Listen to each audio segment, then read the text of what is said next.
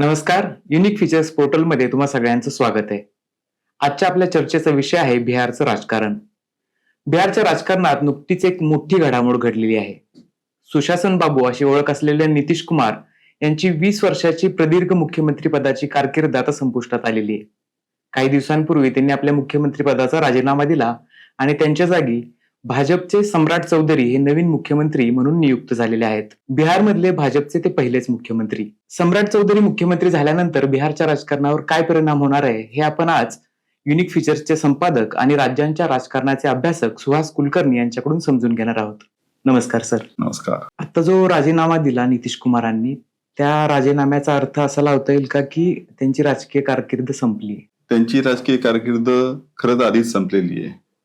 त्यांच्या कारकिर्दीचा शेवटचा एक 5-7 वर्षांचा टप्पा एक शेपूट म्हणून चालू होता आणि हा त्यांची जी राजकीय कारकीर्द आहे ती संपत आलेली आहे याची चिन्ह आधीपासूनच दिसत होती. नितीश कुमार हे खरं तर बिहारमधलं एक मोठं नाव. त्यांनी आधी केंद्रीय मंत्री म्हणून पण काम केलं आणि 2000 सालापासून 2026 सालापर्यंत अशी सलग 25-26 वर्ष त्यांनी राज्य केलं, मधला एखादा 6 महिन्याचा काळ सोडला तर. त्यामुळे त्यांची बिहारच्या राजकारणात ही पकड होती हे तर नक्कीच आहे. पण त्यांनी ज्या पद्धतीचं राजकारण मागच्या काही वर्षांमध्ये केलं की कधी भाजप बरोबर, कधी भाजपच्या विरोधात राष्ट्रीय जनता दलाबरोबर अशा युत्या करून निवडणुका लढवून किंवा निवडणुकीच्या नंतर आघाड्या बनून ज्या पद्धतीचं सरकार ते चालवू पाहत होते त्याच्यामुळे आणि त्यांच्या वयामुळे, तब्येतीमुळे हे लक्षात येत होतं की त्यांची राजकीय कारकीर्द आता संपत आलेली आहे. बिहारच्या जनतेला हे साधारणपणे माहीत होतं की त्यांचा नेता त्याचा आता शेवटचा काळ सुरू आहे. त्यामुळे कदाचित त्यांना भरभरून मदत दिली गेली असण्याची शक्यता आहे. पण आता मुख्यमंत्री पदावरनं पण गेलेले आहेत. राज्यसभेत जरी असले तर ते एका अर्थाने त्यांच्या निवृत्तीचा काळच चालू आहे असं आता म्हणता येऊ शकेल. आता नितीश कुमार राज्यसभेवरती गेलेत तुम्ही म्हणालात.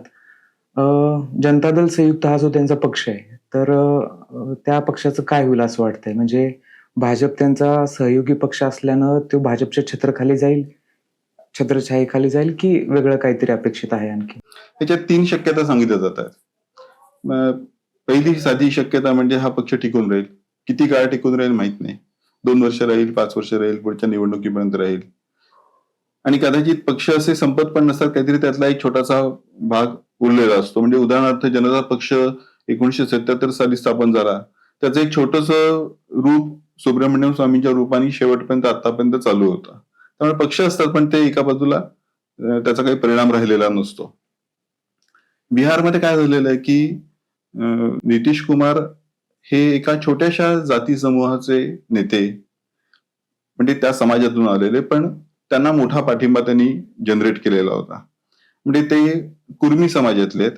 त्याची लोकसंख्या बिहारमध्ये 2-3% आहे, पण त्यांना 20% ते मतं खेचू शकत होते. याचा अर्थ त्यांनी स्वतःचं नेतृत्व उभं केलं होतं.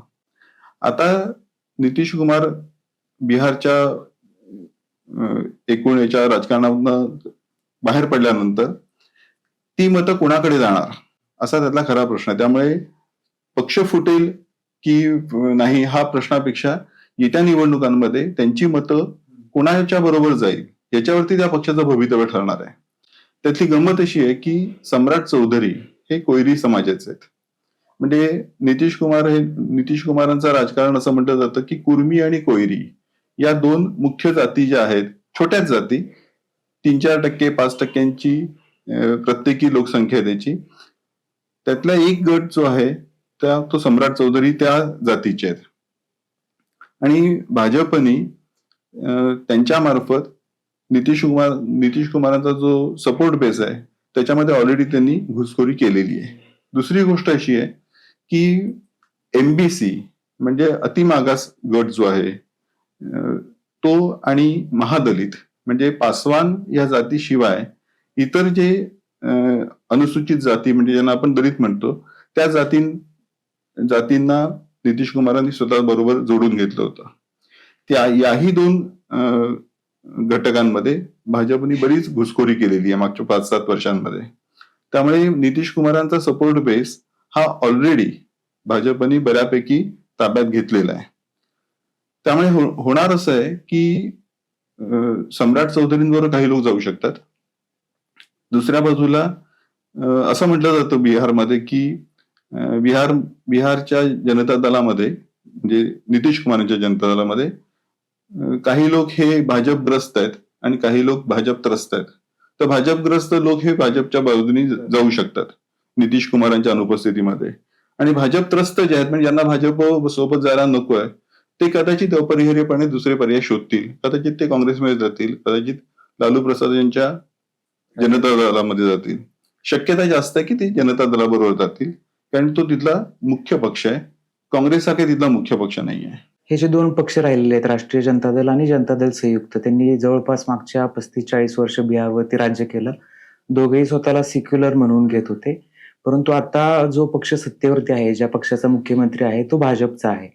तर बिहारमधलं सेक्युलर राजकारण संपवून तिथं हिंदुत्ववादाची नवी लाट येऊ घातली किंवा त्या हिंदुत्वाच्या लाटेला सुरुवात झाली, असं म्हणता येईल का ह्या घटनेनंतर? हिंदुत्वाच्या लाटेसाठी भाजपकडे पूर्ण बहुमत असण्याची गरज जास्त असते. त्यामुळे लगेच ते होईल अशातला भाग नाही. दुसरी गोष्ट अशी आहे की नितीश कुमारांचं एक योगदान असं सांगितलं जातं, खरं खोटं ज्यांनी त्यांनी ठरवावं, की भाजप बरोबर युती करून इतक्या वर्षांमध्ये त्यांनी भाजपला मर्यादित ठेवलं होतं बिहारमध्ये, आणि बिहारमध्ये मुख्य पक्ष बनण्याचा प्रयत्न भाजपचा आधीपासून होता. परंतु त्यांना त्या अर्थाने मुळं नव्हती. फार कमी सुशील कुमार मोदींसारखे नेते सोडले तर त्यांना त्या राज्यामध्ये चांगला भक्कम नेता मिळालेला नाहीये. त्यामुळे नितीश कुमार तिथे असल्यामुळे भाजप कंट्रोलमध्ये होता असं एक आर्ग्युमेंट केलं जातं. आता नितीश कुमारांची व्यक्तिगत विचारसरणी किंवा पक्षाचं अधिकृत धोरण हे कदाचित ते सेक्युलर म्हणता येईल असं आहे, परंतु त्याचं राजकारण भाजप बरोबरच आहे. दुसऱ्या बाजूला लालू प्रसादांचा जनता दल जो आहे ते घोषित पण सेक्युलर आहे, आणि त्यांनी आजपर्यंत दुसऱ्या कुठल्याही पक्षाबरोबर म्हणजे भाजप किंवा अन्य कुठल्याही पक्षावर युती केलेली नाहीये. त्यामुळे तसं पाहिलं तर दोन्ही पक्ष धर्मनिरपेक्ष फोल्ड मधले पक्ष आहेत. परंतु जनता दल लालू प्रसादांचा आहे, त्यांनी कधीही दुसऱ्या भूमिका घेतल्या नसल्यामुळे तोच मुख्य पक्ष बिहारमध्ये बनणार आहे. आपल्याला मागील काही वर्षात असं दिसतंय की भाजपनं इतर ज्या पक्षातले नेते होते महत्वाचे, ते स्वतःच्या गळाला लावलेत. त्यांना महत्वाची पदं दिलेली आहेत. भाजपमध्ये गेल्यानंतर अशा नेत्यांनी स्वतःचं कडवं हिंदुत्व सुद्धा सिद्ध केलेलं आहे. आसाममध्ये हिमंत बिस्वा शर्मा असतील किंवा मणिपूरला चौधरी बिरेन सिंग होते.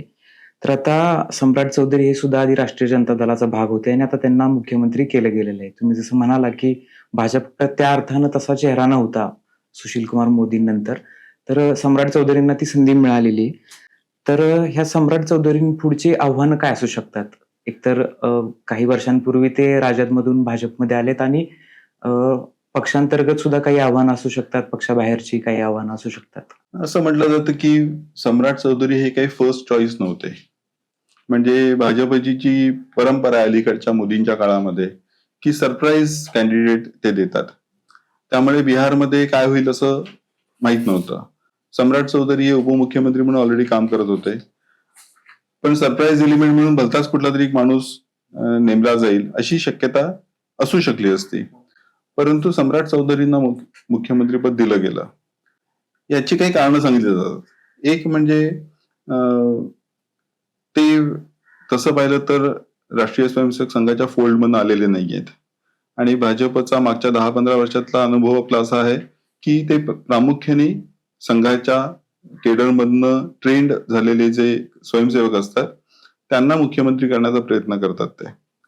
तर ही स्टॉप गॅप अरेंजमेंट पण असू शकते, कारण की त्यांच्या पक्षामध्ये भाजपमध्ये राज्य पातळीवरती त्यांच्याबद्दल बरेच मतभेद आहेत, आणि सम्राट चौधरी हे काही त्यांना सगळ्यांना मान्य असलेले नेते नव्हेत.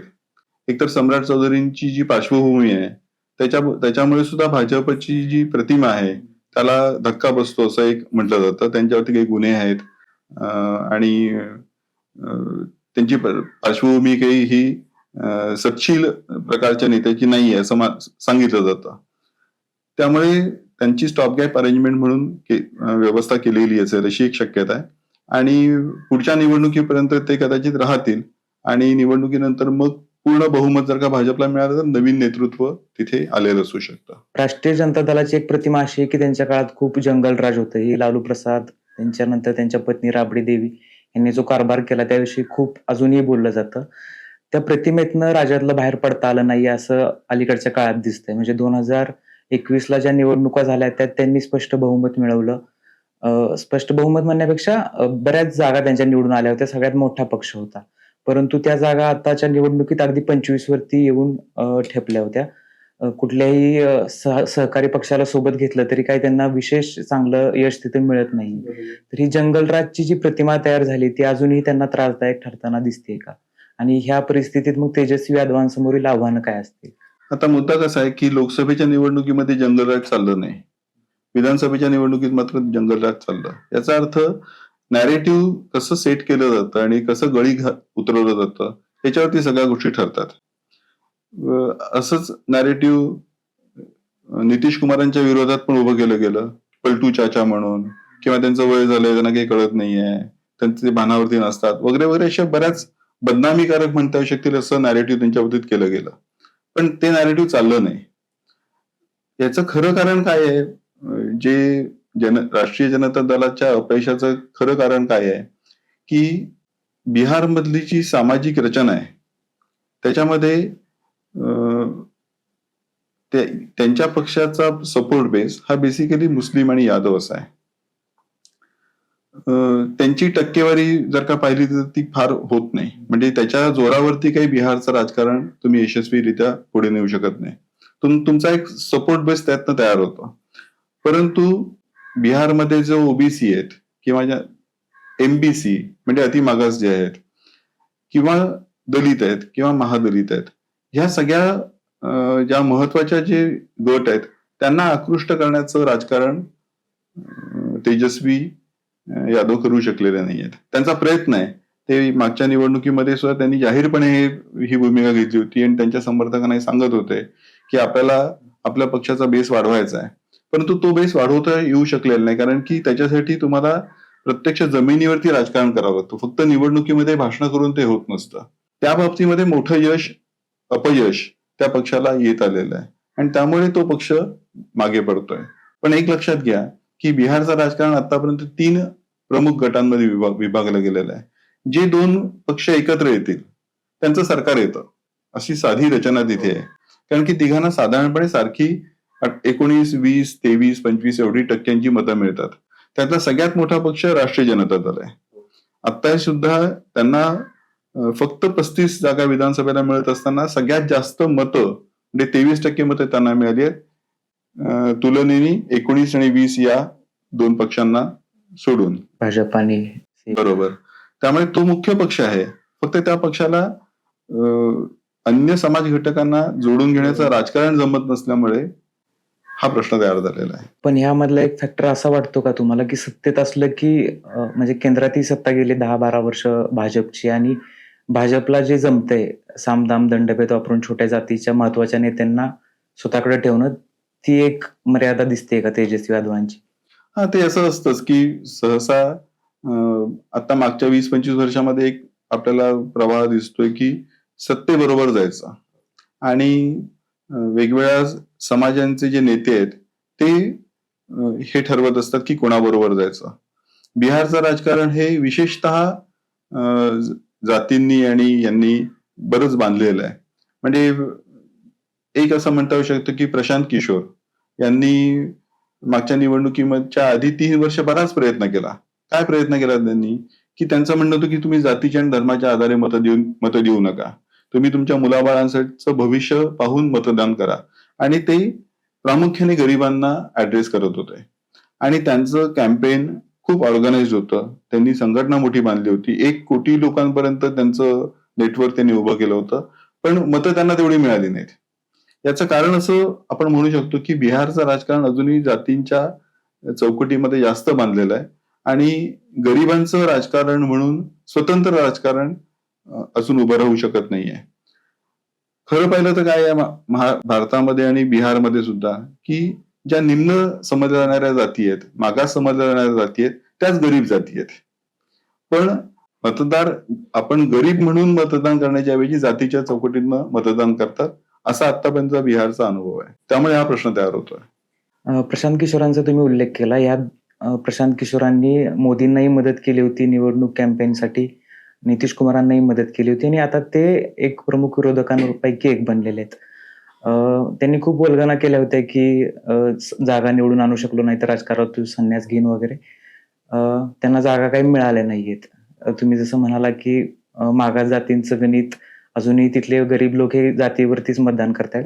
तर अशा परिस्थितीत प्रशांत किशोर यांची भूमिका काय असू शकेल येत्या काळात असं वाटतंय तुम्हाला? निवडणुकीनंतर प्रशांत किशोर गायब आहेत. त्यामुळे ते काय करतायत आपल्याला माहित नाहीये. त्यांनी निवडणूक चांगल्या मुद्द्यांवरती लढवली होती आणि चांगल्या तऱ्हेने लढवली होती. ही गोष्ट खरी आहे. आता त्यांना जेमतेम 3-3.25% मतं मिळाली आणि ती मतं एवढीही नव्हती प्रत्येक मतदारसंघामध्ये किंवा काही मतदारसंघांमध्ये की ज्याच्यामुळे दुसरा कुठला उमेदवार पडेल किंवा विजयी होईल. म्हणजे कांशीरामांनी उदाहरणार्थ जसं एक फॉर्म्युला केला होता की पहिल्या निवडणुकीमध्ये आपल्याला काही मिळणार नाही, दुसऱ्या निवडणुकीमध्ये आपण इतरांना पाडू आणि तिसऱ्या निवडणुकीमध्ये आपण निवडून येऊ. तर आता यांची पहिलीच निवडणूक होती. याच्या पुढच्या निवडणुकांपर्यंत ते टिकतात का आणि त्यांचं पुढे काय घडतं हे निवडणूक आल्याशिवाय आपल्याला कळू शकत नाही. आणि त्यांच्याबरोबर जे लोक आलेले होते ते अर्थातच भाजप, जनता दल संयुक्त आणि जनता दल राष्ट्रीय या तिन्ही पक्षांकडनं जे निराश झालेले होते असेच लोक त्यांच्याबरोबर आले होते. त्यामुळे त्यांच्यातले लोक कुठे जातील अशी शक्यता नाहीये आणि त्यांच्यातले लोक कुठे जातील एवढी माणसंही त्यांच्याबरोबर नाहीयेत. त्यामुळे त्यांना पक्ष पूर्ण नव्याने उभा करावा लागेल किंवा कुठल्या तरी पक्षाबरोबर युती करावी लागेल. त्यांनी आता कोणाबरोबर युती केलेली नव्हती किंवा कुठल्या तरी पक्षाबरोबर त्यांना जावं लागेल. म्हणजे ते आयडिओलॉजिकली खरं तर काँग्रेसचे जास्त जवळचे आहेत. ते गांधींचा फोटो लावून राजकारण करतात आणि त्यांनी हे जाहीर केलेलं आहे अनेक वेळा की धोरण म्हणून त्यांच्याबद्दल काही फारसं काही वेगळं नाहीये. परंतु बिहारमध्ये स्वतःचा पक्ष असायला पाहिजे म्हणून त्यांनी स्वतःचं राजकारण उभं केलंय. त्यामुळे कदाचित त्याही शक्यता ओपन असू शकतात. विरोधकांमधलं एक तगडं नाव जे आहे ते काँग्रेसचं आहे. परंतु काँग्रेसला आता तगडं म्हणावं का? विशेषतः उत्तर प्रदेश आणि बिहार. कारण मागील 30-35 वर्ष तिथं काँग्रेस काहीच तग धरू शकलेलं नाहीये. राहुल गांधींनी यावेळेस वोट चोरीचा मुद्दा उपस्थित करून खूप रान तापवलं होतं, परंतु त्यांच्या जागाही खूपच मर्यादित आले. काँग्रेसची काय वाटचाल असू शकते बिहारमधली? काँग्रेसचं आपण असं एक वैशिष्ट्य सांगू शकतो की ज्या राज्यामधून काँग्रेसची सत्ता जाते त्या राज्यामध्ये काँग्रेस परत कधीही उभी राहत नाही. फार कमी अपवाद आहेत की जिथे काँग्रेसची सत्ता गेली 10, 15, 20 वर्ष आणि नंतर पुन्हा काँग्रेस उभी राहिली. असं फारसं घडत नाही. त्यामुळेच आपण उत्तर प्रदेशमध्ये बघू, बिहारमध्ये बघा, बंगालमध्ये बघा, अशा अनेक राज्यांमध्ये तुम्हाला असं दिसेल की तिथे गुजरातमध्ये मतं मिळतात पण ते सत्तेत येऊ शकत नाहीत. तर ज्या राज्यांमधनं सत्ता उखडली जाते तिथे परत काँग्रेस उभी राहत नाही. आता बिहारमध्ये त्यांना 7-8% मतं मिळतात आणि सगळ्याच या सत्ता गेलेली जी राज्य आहेत तिथे त्यांना 7-8-10%, 12% मतं मिळतात की ज्याचा खूप काही मोठा उपयोग होत नाही. म्हणजे बिहारमध्ये सुद्धा भाजप आणि जनता दल संयुक्त यांची बेरीज आणि काँग्रेस आणि राष्ट्रीय जनता दल आणि इतर पक्षांची बेरीज याच्यामध्ये जे अंतर आहे त्याच्या मागे मुख्य कारण काँग्रेसचं अपयश आहे. काँग्रेस, कम्युनिस्ट आणि हे जे इतर पक्ष जे आहेत की जे पक्ष निवडणुका आल्या की जागा जास्त मागतात पण त्यांची तेवढी शक्ती नसते आणि ती प्रत्येक निवडणुकीनंतर सिद्धही होते की त्यांची शक्ती नव्हती. आता राहुल गांधींनी जो भारत जोडो यात्रा केली तिथेही स्वतंत्रपणे ते फिरले परंतु त्याचा परिणाम होत नाही कारण की खालती केडर नाहीये. फक्त नेते आहेत आणि नेते परत 5 वर्ष काही राजकारण करतात, काही महत्वाची काही भूमिका करतात असंही नाहीये आणि हे सर्व राज्यांमध्ये ही परिस्थिती आहे. म्हणजे खरं तर जिथे काँग्रेस टिकून आहे पण सत्तेत नाहीये महाराष्ट्रासारखं. महाराष्ट्राचा आत्ताचा हल्लीचा अपवाद जर का सोडला म्हणजे हर्षवर्धन सपकाळ अध्यक्ष झाल्यापासूनचा तर त्याच्या आधीच्या काळामध्ये सुद्धा काँग्रेस पडूनच होती. हे परत कधीच सत्तेवरती येणार नाही स्वतःच्या जोरावरती. लोकांनीच त्यांना निवडून दिलं तर ते निवडून येतील. अन्यथा भारतभर ही परिस्थिती आहे की काँग्रेस हा एक थकलेला पक्ष आहे आणि राहुल गांधी, प्रियांका गांधी आणि ही नवीन पिढी जी प्रयत्न करते दिल्लीमध्ये किंवा इतर ठिकाणी, त्याचा फार कमी परिणाम खालच्या नेतृत्वावरती होतोय. महाराष्ट्र हा त्याचा अपवाद म्हणता येऊ शकतो. राजकारणात मागच्या 10-12 वर्षात आपण विचार केला तर 2 फॅक्टर आहेत. कम्युनिस्ट आणि मुस्लिम. दोघांची स्वतंत्र थोडीफार ताकद आहे. अगदीच बहुमतात येतील वगैरे किंवा जास्त जागा जिंकतील असं नाही, परंतु काहीतरी त्यांचं महत्त्व आहे, जे आपल्याला स्थानिक स्वराज्य संस्थांच्या निवडणुकात दिसून येतं, की ते काहीतरी अ, ताकद दाखवून देतात त्यांची. बिहारमध्ये काय परिस्थिती आहे नेमकी कम्युनिस्टांची सुद्धा आणि मुस्लिमांची सुद्धा? आता बिहारमध्ये खरं तर कम्युनिस्टांचा मोठा इतिहास आहे. पण ते सगळं आता इतिहास जमा झालेला आहे. तिथे मार्क्सवादी कम्युनिस्ट पक्ष आणि भारतीय कम्युनिस्ट पक्ष यांना 1% एवढे पण मतं मिळत नाहीत. 0.6, 0.7 एवढी टक्के मतं मिळतात. पण मागच्या निवडणुकीत त्यांचे 12 आमदार होते बिहारमध्ये. पण आता जे या निवडणुकीत झालेलं नाही तसं.